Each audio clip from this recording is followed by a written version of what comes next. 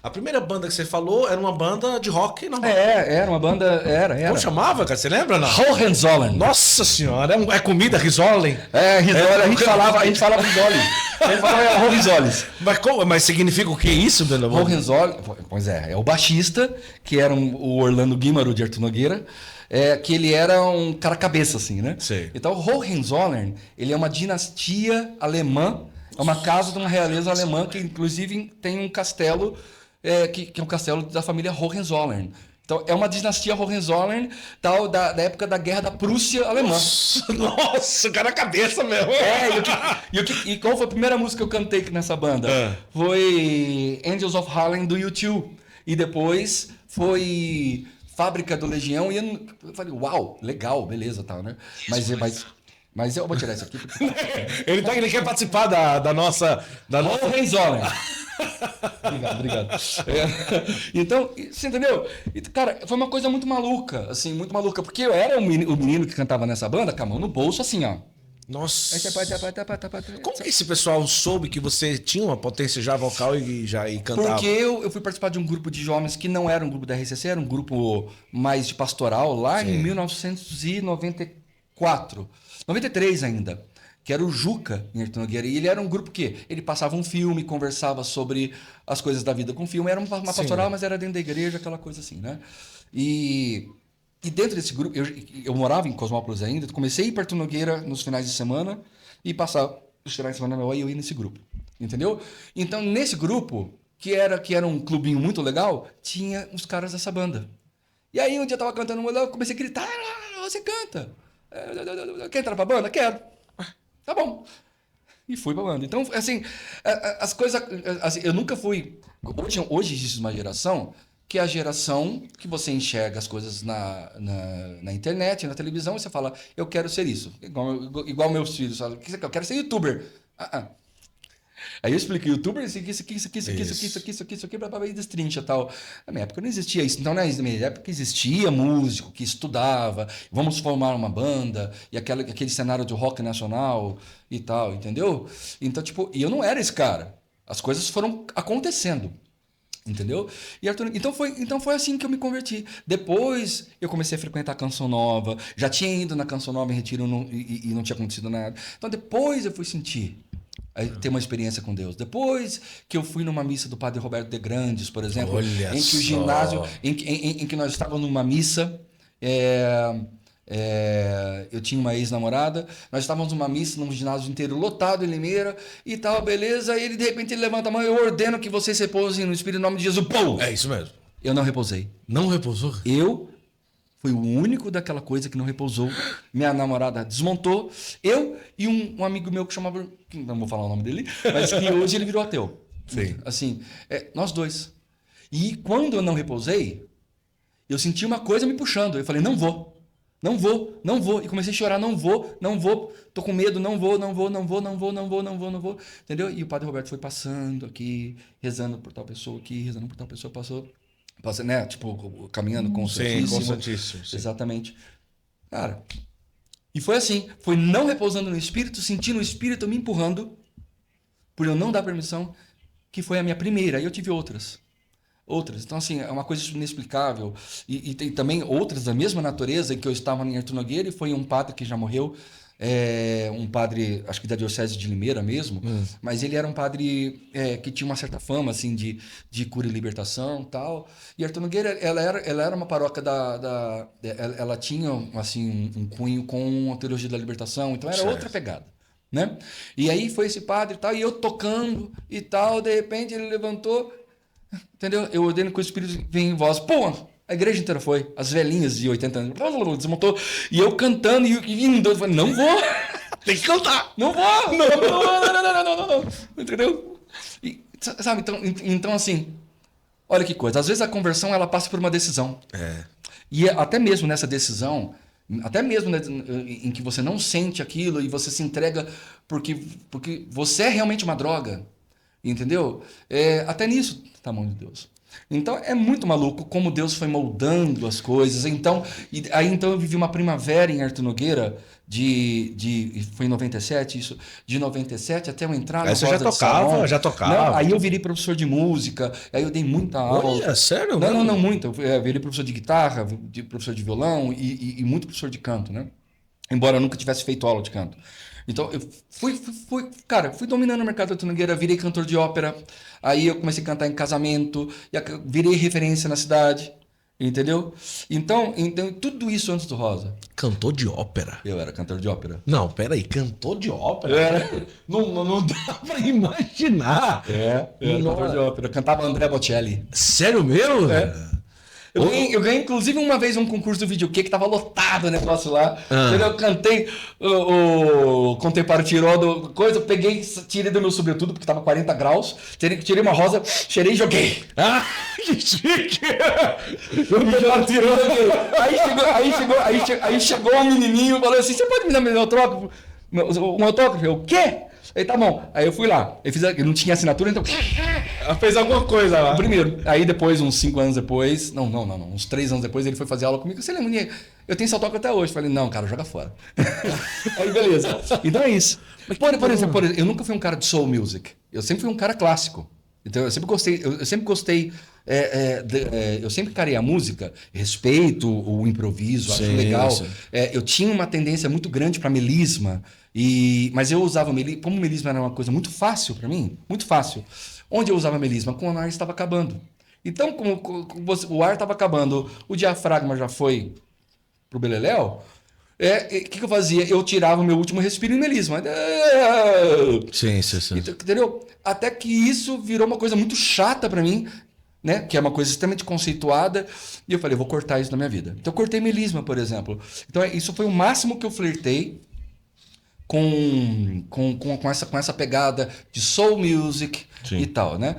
Então eu sempre respeitei muito o conceito original de músicas. Então, por isso que dava certo. Então, quando eu cantava em banda, por exemplo, eu ia cantar, na minha época, ainda fora da igreja, eu ia lá cantar, por exemplo, um rock nacional. Eu executava exatamente igual na minha voz, óbvio. Sim. Exatamente igual. Aí veio a fase ópera. E a ópera, ela é uma reprodução fiel, inclusive na técnica. Então, você ia lá. Né? Cara, mas a ópera é muito difícil, cara. Não é. Não é? Não. Você não consegue dar nem um A aí, mais ou menos? Nossa! Não é, imagina? Não é, do lado de luta. É muito engraçado, mas tá bom. Engraçado não, é muito. Mas ele estava no Amazonas, eu sei lá. No Amazonas? Cara, sei lá, eu devia estar chapado com um mosquito na minha cara, assim. Então eu tava no barco, cabelo ao vento, assim. Aí eu comecei a cantar, sei lá, o que de ópera e tal. E veio o André Leite, cara, que harmônico maravilhoso! Falei, eu não sei do que você tá falando, cara. Eu não conheço teoria. O que é harmônico, cara? Então é normal. Mas você dava aula de canto, mas você não tinha estudado canto. Não. E como que era, por exemplo, a sequência técnica da aula que você dava? Como que era a teoria? O que você usava como métrica de aula? Eu tive 3 aulas que uma amiga minha em Artur Nogueira, uma senhora, pagou para mim, e depois eu acabei desistindo, falei porque não é para minha praia, com um cantor de ópera lá. E o que eu aprendi naquela hora, naquele negócio era, você aquecia 30 minutos, fazia uma sessão de vocalizes, vocalizes e cantava uma música. Eu falei, é só isso? Eu falei, então tá bom, então vambora. E era em Campinas, tinha que pegar ônibus. E aí eu comecei a incorporar isso e comecei a criar um método assim. Então, no canto, no caso, ok, temos que aquecer? Desenvolvi um aquecimento. Desenvolvi, porque não tinha acesso na internet, essas coisas. Desenvolvi o aquecimento, fazia uma sessão de vocalices e ajudava a pessoa a cantar. Simples. Então, assim, a minha parte de ensaio, por isso que a galera gostava. Tinha uns professores que não gostavam de mim, de Artur Nogueira. Por quê? Naquela época, o que hoje diz na internet, você criou um método, né? Hoje tem muito isso, né? Um método, né? Um método você criou, né? Poderia ter lançado um curso nessa época, se tivesse na internet, sim, né? Sim, monetizado. Muito bom. E eu cobrava muito baratinho, cara. Muito baratinho. Então, assim... Tinha caras muito técnicos, professores de fato. Mas o cara, quando vai querer aprender, a pessoa que é nova, ele só quer uma coisa: tocar música. Então eu ensinava a pessoa a tocar música.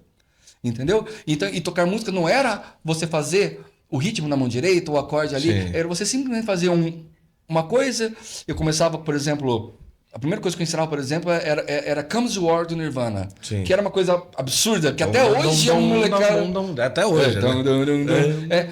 Então, a pessoa voltava para casa sabendo fazer qualquer coisa. Pô, isso brilhava o olho. É. Então, assim, eu fui esse tipo de professor, entendeu? Até que eu não aguentei mais. Agora, já chegou alguém na época que era para aula de canto e não tinha possibilidade nenhuma de cantar e você chegar e dizer, cara, não tem como você cantar. Não eu sempre tive paciência. Sempre teve? Sempre tive paciência. Eu sempre falei para as pessoas, há pessoas que têm propensão, tem pessoas que não têm propensão. Certo. Enquanto para você for importante, a gente faz. O que não tem propensão, você acha que consegue pelo menos cantar afinado, cara? Não. Hoje você consegue... Não. Porque assim, ó, você tem níveis, né? Certo, Níveis. Você tem um nível de pessoa que ele não tem a menor noção auditiva. Porque cantar afinado não é uma coisa de prega vocal, é uma questão de audição. A música é audição. Entendeu? Existem muitas técnicas, por exemplo, de uma pessoa que tem ouvido absoluto, por exemplo, mas ela peca, por exemplo, quando ela coloca 2 fones de ouvido. Entendeu? Se você observar quando você dá uma nota e você abre a boca, o seu canal auditivo fecha e você deturpa a tua afinação no cérebro e você perde sua referência. Tá. Então, por exemplo, um dos segredos de você cantar afinado o tempo todo no show é que se você tem ouvido absoluto ou tem ouvido treinado, você tem um fone de um lado, então o seu canal auditivo está fazendo isso, mas você tem toda a outra referência do outro lado. Certo. Então, nem sempre é você ouvir aqui, mas é você ter uma memória da afinação. Sim. Então você pega um 440 Hz, por exemplo. Você está lá desenhando em cima do 440 Hz, entendeu? Mas quando você mexe demais com esse canal, enfim, quando você mexe demais com esse canal aqui, você perde a referência. Então você perde o que é o 440. Ele deixa de ser 440. Então, etc, entendeu? Então eu sempre tive um bom relacionamento com isso. E essa pessoa que ela não tem isso, pelo menos eu não sou dono da verdade, né? Mas nas experiências que eu tive com aluno, que foram raros, não tinha salvação. Mas eu já cheguei a dar aula, já cheguei a dar 3 anos de aula para pessoa. 3 anos para ver se... E continuar, e tal. E era uma profissão, né? Enquanto a pessoa estava comigo, estava comigo. Vambora, entendeu? Então cumpria tudo e tal. E era isso. Então, que da hora, cara. É tanta coisa que a gente pode... Mas, cara, isso era antes de 2000. Antes de 2000? Antes de 2000. Olha só. Entendeu? Até 31 de dezembro de 2000 eu esperei Jesus voltar. Você esperava mesmo? Nossa, eu fui até o último fuso horário. Tinha um livro, que eu não vou falar o nome. Sim. Tinha um livro que eu não vou falar o nome. Eu acho que é de um padre que já não está mais conosco, mas enfim. E nós tínhamos uma comunidade. Então eu já fazia parte, já tudo, de grupo de oração e tal. E nós tínhamos uma comunidade que nós acreditávamos, por causa de provas de A mais B, entendeu? Que de 2000 chegará, 2000 não passará. Nossa. E era isso, era assim, tal. Cara, eu esperei até... E era isso. Olha que coisa. Então, antes que Jesus voltasse, aconteceu tudo isso. Aí depois que Jesus continuou no nosso meio, sim. Mas não ainda na segunda vinda, aí aconteceu muitas outras coisas. Agora, então você foi o cara que antes de chegar, por exemplo, no Rosa e tudo, cantou retiro, evento, muito. Violãozinho, igreja, capela, lugares. Comecei a estar à frente. Por exemplo, eu tive uma experiência maravilhosa com um grupo de jovens, que todos eram músicos, né?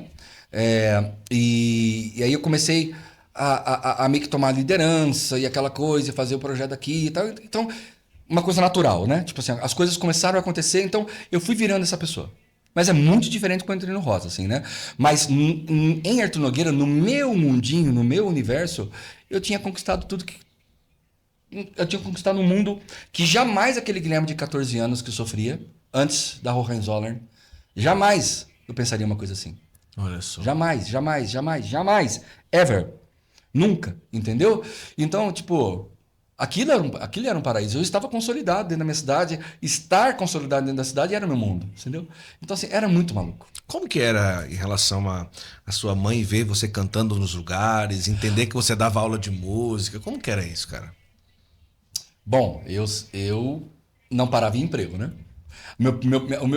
Minha primeira profissão foi entregador de jornal na Arapuã com 11 anos de idade. Olha só. Durei pouco. Depois, eu fui garçom num restaurante em Cosmópolis chamado Casinha, que era o pai de uma menina que eu fui apaixonado por 2 anos. Assim, então, e ele era muito legal, assim, né? E durei 3 meses. Aí depois eu trabalhei numa empresa de tecelagem chamada Teca, em Cosmópolis. Fui atropelado e durei 3 meses, saí fora também. Olha. Depois eu trabalhei numa fábrica de jogos evangélicos em Artur Nogueira, que era um fundo de uma casa, que era... Jogos evangélicos? Imagina tipo um Monopoly, por exemplo. Você vai agora aqui, ó, abre o mar vermelho. Não, Moisés e tal. Mar vermelho, agora aqui. Derrote Golias. Legal. Tipo isso. Esse eu durei mais, esse eu durei uns 7 meses. Olha e aí foi onde eu desisti para virar professor. Então isso tudo lá atrás, entendeu? E quando eu desisti para virar professor, beijo tio, te amo. O meu tio, que ele era um cara mais centrado, ele via que eu estava o quê? Morando. Eu era um menino que morava na casa da avó, que acordava meio-dia. Sim. Porque músico não é profissão, né? Aliás, nós estamos na hierarquia da relevância bancária. Sim. Nós só perdemos pro palhaço. Mas eu nasci no dia do palhaço, então tá tudo certo.